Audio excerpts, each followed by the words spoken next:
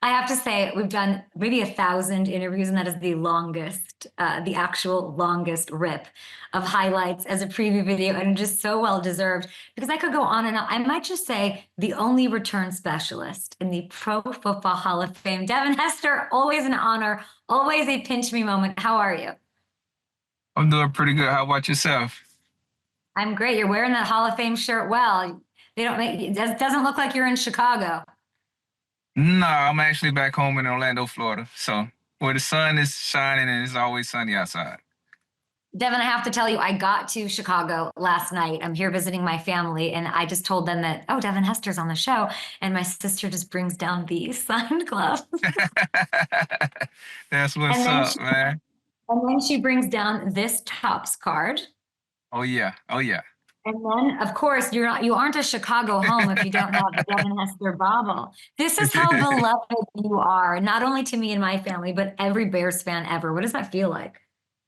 Oh, it's an honor. You know, whenever you coming from a city like Chicago, which is one of the coolest places to ever play football because they're so into their football and diehard fans, win or lose, whatever the situation is, they're always there to support the team. So it's a great opportunity to get to play for a city like that. You are wearing that Hall of Fame shirt, which I love. What do you think that you got more excited about and celebrate more? Your Hall of Fame place and induction or Drayton's Heisman? He got a youth Heisman, an 11U Heisman. Yes, he just got that this year. Won the Heisman for his league, which is an honor. You know, this is the second one he won in the last 3 years. So that's an honor, you know, to have a son in this situation and to shine like that at an early age. It's an honor. But I would say for me, it has to be the Hall of Fame. I think this right here, just getting inducted to the Hall of Fame amongst the great athletes that ever walked this face of the earth. This is more unreal for me. To get the opportunity to be a Hall of Famer right now. And we love it. And if I were you, I'd wear that shirt day in, day out. If somebody had never seen Drayton's highlights, how would you describe what kind of a player he is? Because I think we'll be playing this back in 10, 15 years when he's on your path. Hopefully so, man. I mean, the compliments I get from different fathers and guys that get the opportunity to watch them play, um, everybody kind of say the similar thing of this little kid is looking just like you when he run. And so to have that compliment coming from a young age for a kid like that, to similar to have my similar style run is an honor, and I hope that he can go far with it. Yeah. How often do you and Deion talk about your sons, how proud you are, how to manage and parent? Deion texts me every day. It's not a day go by without Deion texting me and we having a conversation. But you know, I'm just learning a lot from him because he's actually been through everything that I'm getting ready to go through. So getting all the curveballs and the sliders that comes the way of being a parent and having kids that play sports. You couldn't get it from a better guy than Deion Sanders. So I'm so grateful to have a guy like that in my corner and to really get a chance to pick his brain and to learn from him. You have three sons. Shedeur Sanders is taking the league by storm. He's in every headline, leading the news every day. What's one thing that you've seen or talked to about Deion, who you obviously talk to all the time, that you've seen as a parent with how he has sort of helped guide and steward Shedeur? What's one thing that you're like, I love that. I'm going to do that? I would say the negativity that you get from the fans that just don't understand sports or just don't understand the father and son passion that you have when it comes to sport, and not only to have a father that's been in the limelight and a father that's a Hall of Fame, a father that's considered the greatest among the nation, and then you have a son that's kind of in your shadow, and the negativity that comes with that, you know, and so just learning how he's dealing with it and the things that he ignored and the things that he approached. It's so unreal for me to because I'm in a situation where I'm not on that stage that he's on right now with a son that's predicted to be a first round top 5 pick. That's on another level compared to where I'm at right now. I'm just a father with a son that just won 11-year-old Heisman Trophy. So I'm nowhere near a top 5 pick right now. So I'm just learning the situation and how to deal with it, when it comes Mhm. to that time. Some people don't think Shedeur is a top 5 pick. I like you've said it twice. Let's go. Oh yeah, most definitely. He has to be, man. It's no question. What is it about him? I'm sure you've seen him play up close. I'm going to ask you about Travis Hunter too. But Shedeur Sanders, Yeah. what is a team that takes him getting, in your opinion? Say that one more time. What is a team that does tie themselves to Shedeur Sanders? He comes in and inherits it. He said it in his words. A lot of people have opinions on him. You know Shedeur a little bit. What is a team Right. inheriting in partnering with Shedeur Sanders? I would say a lot of experience. A lot of teams draft quarterbacks off of one season. Or if a half a season. I've seen quarterbacks get drafted in the first round after starting one season of college football. This kid has started quarterback since a freshman in high school and won state champion from freshman year in high school. Then you talk about college. Every college collegiate ball that he has played, he only missed, I think, one game.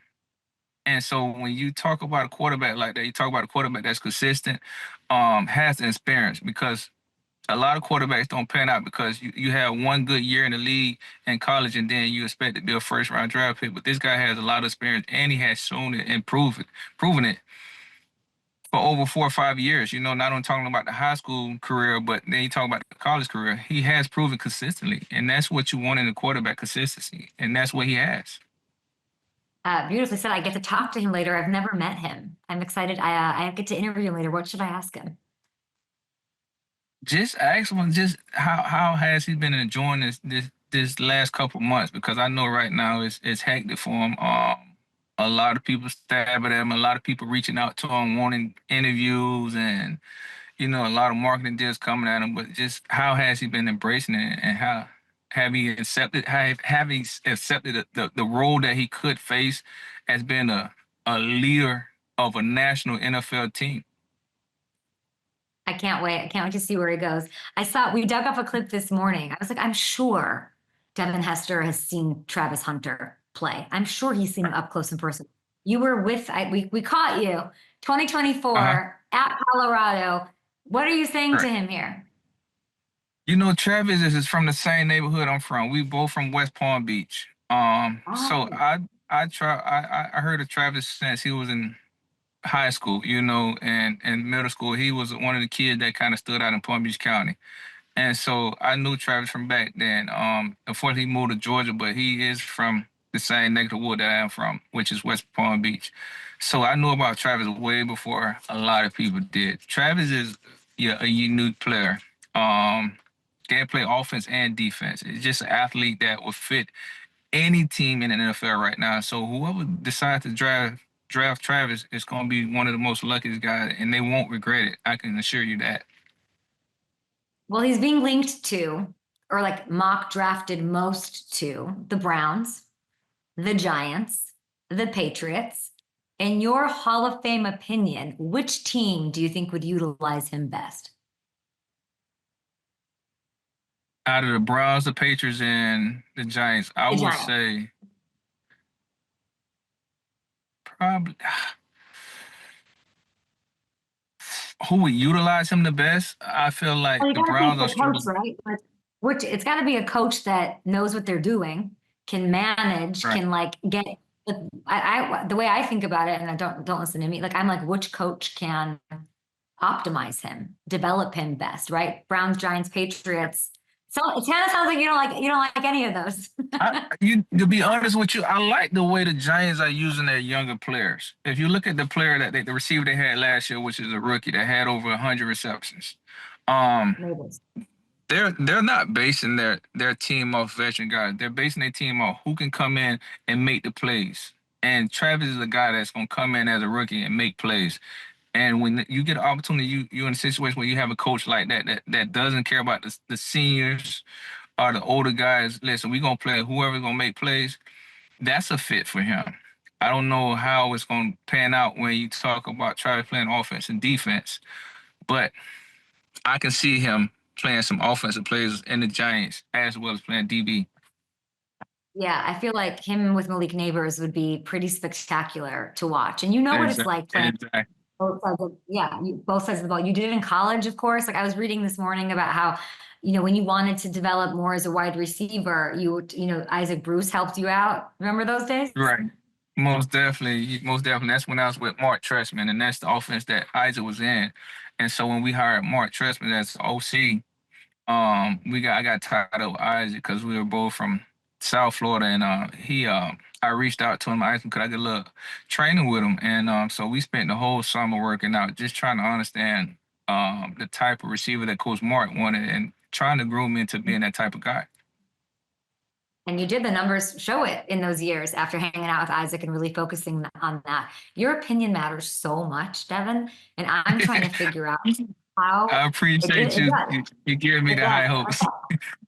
No, are you kidding? I think it matters what you say about Travis Hunt, especially now that I know that you've known him a long time. Like, help explain how special he is. How special of a talent is he? Travis has a unique talent that comes around every decade. Of course, we know what he can do on defense. The offense side of the ball is where you have to be a special OC to utilize that type of kid. The talent that he has, you have to have a OC that has a creative mind to say, hey, let's utilize this kid to his best ability. If he's a type of receiver where he don't need all these deep balls, let's give him something short way and allow him to utilize his talent. That's the type of coach you're gonna need in Travis. So when it comes to OC, you need somebody that's unique, that's thinking outside the box, and not someone that's stuck to old coaching mentality where we running these basic plays and thinking he's gonna succeed. Be very creative when you come to Travis. And if you are a very creative minded coach when it comes to Travis, then he's gonna succeed at offense. You're one of one. That's it. One of one, period. And Right. especially in NFL history, let's say as a returner. Years from now, do you think that we will view Travis Hunter as one of one? Most definitely. I feel like he's gonna be one of the unique players where you're gonna have to play him a little bit on offense and defense. If you look at my situation where I was drafted as a cornerback and didn't play no offense my rookie year, and was the most dangerous guy on the offense side of the ball without even playing a snap on offense. So if you got a guy like in my similar that when he gets the ball in his hand, he's the most dangerous guy on the field. You got to create as OC. You have to create some type of scheme to where this guy is touching the ball 4 or 5 times a game. If you can manage and do that with Travis don't need the ball 10, 15 touches. If you can get the ball in hand, say 5 to 8 times a game, he's Okay. dangerous. He don't need the ball a lot. And that's what coaches have failed to realize with players like me, Travis, and those type of guys. We don't need the ball 10, 15 times a game. Find a way to get us the ball 5 to 8 times a game, and watch what we do with it. And it has to be somebody I think that, and maybe it is Dable in with the Giants, Yeah. somebody that like also understand. Like, did you want to play on every snap? Because we're hearing that from Travis, and you almost like it Oh, makes me think, yeah. yeah, but Yeah, he does. me personally, see, I feel like Travis wants to play or not because he feel like if he get drafted by a team, half of the team just say he's gonna be a one-dimensional guy. So he's telling everybody that he wants to play every snap. But I feel like if wherever his heart is, whether it's defense or offense, the other side, where his heart is not where it's you know what I mean, where it's leaning more on one side, the other side, if he can I'll say offense. Just say, for instance, now, I don't know which side his mind is, but just say like I'm a defensive player, but I want to play offense. Of course, I'm gonna say I want to play offense because I want the ball. So if I play 20 snaps a game on offense, but I start on defense, but I touch the ball 8 times, that's really what I want. I don't want to play Yeah, 50 snaps on offense. If I 50 snaps on offense and touching the ball twice is a waste of time. You know what I mean? So if he can play 20 snaps on offense and touch the ball 8 times, that's perfect. with a guy like Travis, because touching the ball 2 times, 8 times a game, he's gonna at least score twice a game. Dev, And that's what coaches have to realize. That was my situation. why don't Like you if I coach? touch the Why ball don't you eight coach times a it? game, Why don't you coach it? I coach little league football. But I So mean, I'm Deion coaching does little this league football. thing. I feel like you could coach Travis Hunter.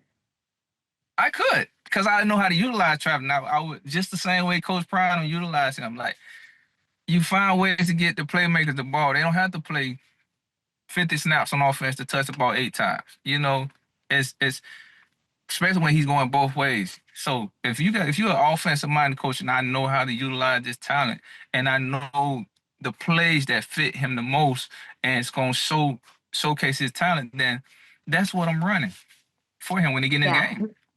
You've just convinced me the Giants are the best pick for Travis Hunter. So we'll see where I know I think he'll crush it and be one of one wherever he goes. But opportunity matters. The surrounding environment, the culture top to bottom matters. Most So definitely. let's talk about Chicago. Hall of Famer. Let's Okay. talk about it. You were the perfect person, maybe the only person to set the bar for fans in Chicago. What should the expectations be for this fan base and looking what this team can accomplish in 2025? Okay. Quarterback has a year up on his belt of experience. He understands the tempo, the speed now. I'm pretty sure. So he'll come in this year with way more confidence. Um, I like the receivers that they have right now. I feel like we need another home run hitter with Swift at running back. I think that would even out the offense. Kind of like what Detroit is doing with the two backs. I feel like that right there would really, really open up the pass game. Like you really, really have to have. For some reason, it look like the two running back system is doing a great job in the NFL right now. So if we can get somebody to help out Swift, um, another home run hit in the backfield, it's gonna really, really open up the pass game. And I think that's the key right now is we got to get another explosive back in the backfield, and offense would take off. I feel like. Okay, I mean, the Bears have pick number 10. Yeah. O-lineman necessary. I mean, Caleb needs to get rid of the ball a little quicker, but O-lineman necessary. Balancing the offense would help with that. Edge rusher, a tight end. What would you want? Would you want them to take a running back at 10 now? Yes? No? Yes. In the first in that top 10 pick, I feel Yeah. like What to should they be do with the honest, 10 pick? it's so unique with the draft because you don't know who's going in the first 9 picks. You know, so the first 9 picks can set it can change the draft. You know what I mean? Because I know for sure in the top 5 picks, it's going to be one of those picks going to be an unexpected, crazy draft pick that just shake up the draft. So you got to, you really, and I'm just speaking the truth, you got to really play it by ear right now because it's going to be somebody that get drafted in the top 10 that you don't expect for them to get drafted in the top 10. And it's going to kind of shake up the draft. But I feel like right now in Chicago, we we just need another playmaker, a big playmaker to stand out. Somebody that Big- can put points on the board, to be honest with Okay.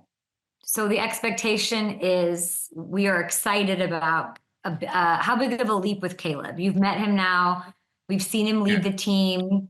Is there anything? Give me the one thing you need to see from him in this second year. I would say just getting rid of the ball a little quicker.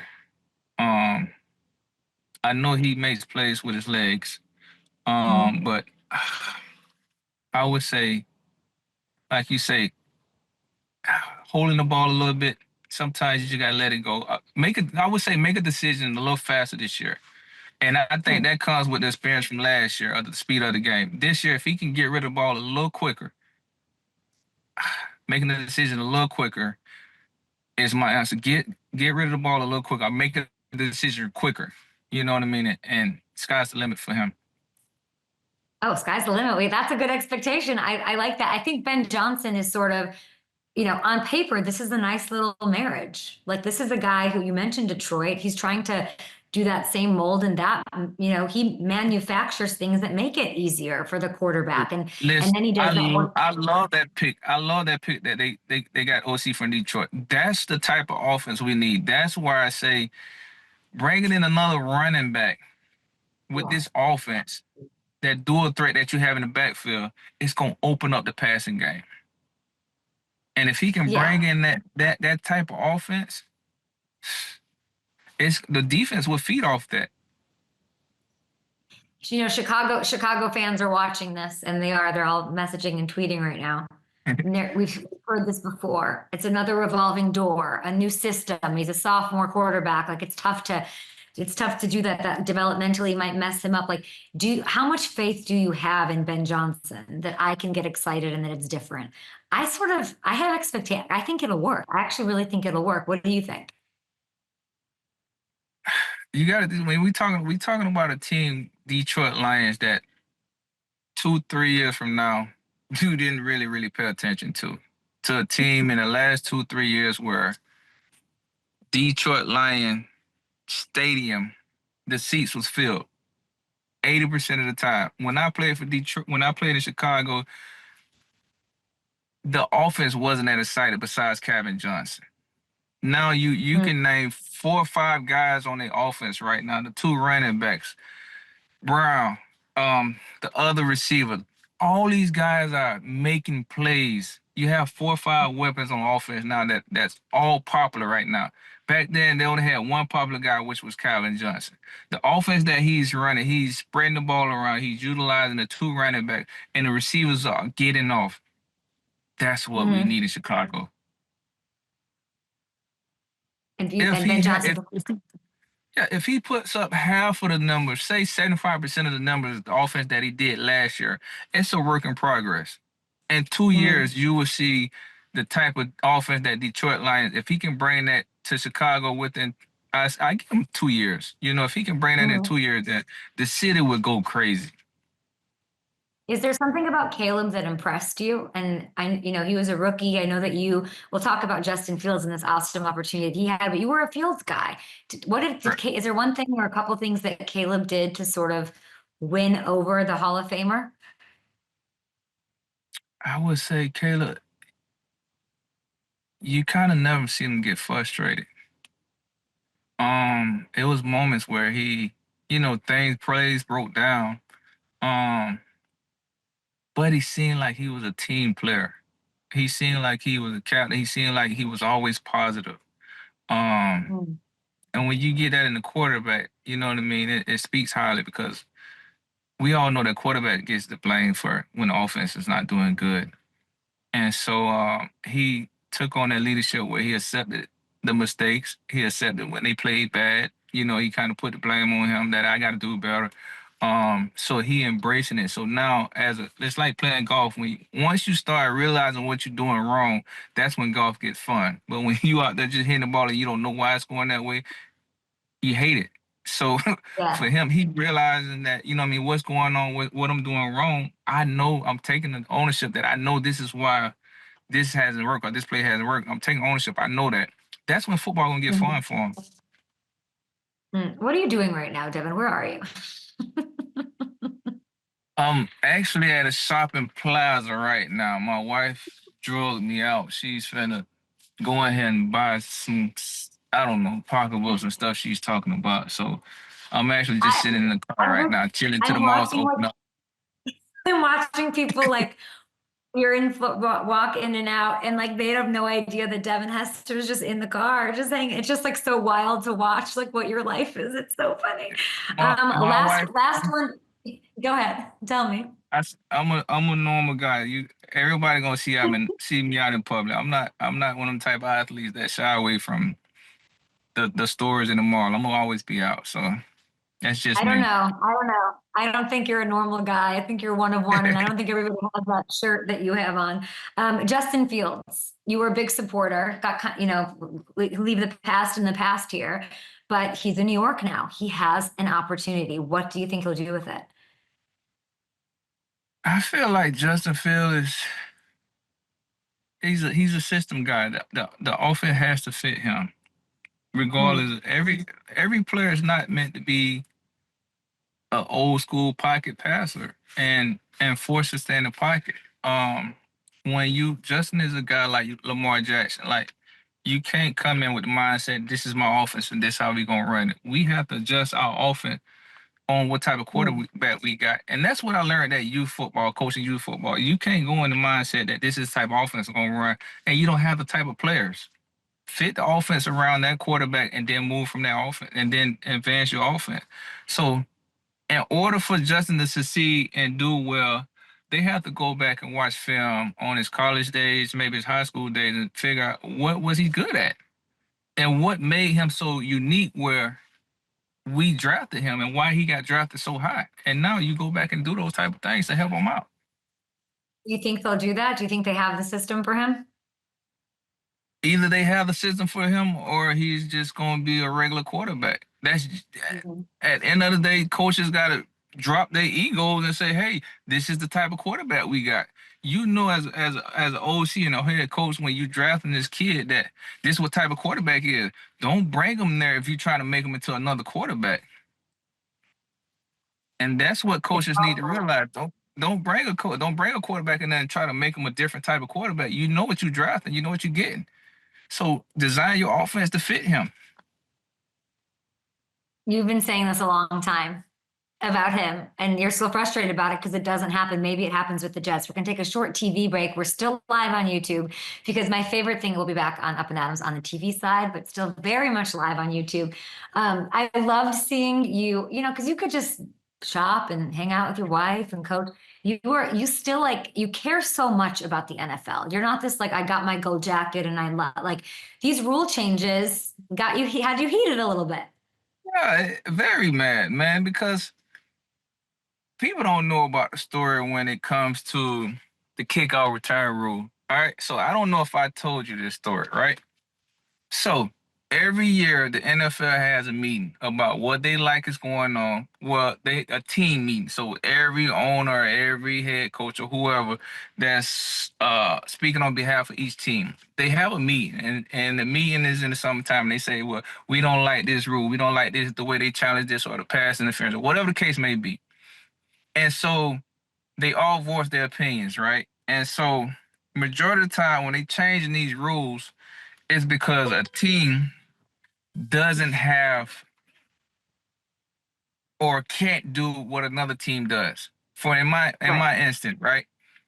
The kickoff return rule became like this, and this is what I was told by a main source that was in the meeting, right? When they announced this rule, they had to pick, hey, let's move the kickoffs up so we Mhm. can allow the kickers to kick it out the end zone, right? And so everybody looking crazy, like all the special team coaches are raising their hand, like, yeah, I want to move it up because we don't have Devin Hester on our team. The only coach the only guy that didn't want the rule was my coach, right? Course. So you look in this situation, this is what I'm getting frustrated about. Because your team don't have a Devin Hester type returner, you want the rule. So now Mhm. we don't have to face this guy. Now with the tush push, right? So do you think if every team in the league had a quarterback and had an O line to do the tush push, they would really want to get rid of it? Or do you Yeah, think they it's love it. because they can't do it, so they want to get rid of it? And That's why. that's why they want to come up with these new rules because the Philadelphia Eagles is getting away with it. It's like a 90% chance they're going to get the first down or get the touchdown. We can't stop it. How could we get rid of it? Now the Eagles are pissed about this rule. Mhm. Now the other teams are happy because listen, we don't have a Jalen Hurt that can squat 600 pounds that can force his way through the hole. So that's why But they it's kind coming of up with the flattering, rules, isn't man. it flattering? Wasn't flattering to you to like, like you had this huge impact in that moment? That's pretty I'd be like, yeah, I'm that good. You're trying to all be against me. I don't know. Right? I just felt good. That's why I call it the Devin Hester rule. It is the Devin Hester rule. And if they really want to go back and bring it up, please have them have this meeting and have the coaches that was in there, and then have my coach that was in there or whoever was in there on our behalf say, hey, this is really why it went down because the rest of you guys didn't have a returner like mine, so you wanted the rule. If you would have had him on your Amazing team, you take. wouldn't want that rule to stand. Best take ever, the Devin Hester rule. You guys check that out on YouTube. We'll get that out on Twitter. I'm so grateful for you coming on the show now. Go get your Cheerios, your Wheaties, like whatever you need to be getting on that shopping. Thank you. You were the You absolute GOAT. appreciate it. Thanks for having me. You know, whenever you ask, I'm always here to be on your show. That's a That is the 100%. craziest thing I've ever heard. It's like a pinch me moment literally every time. We are on the air. Devin Hester stopping by the show. And now we have another very special guest, a defensive balance to our program.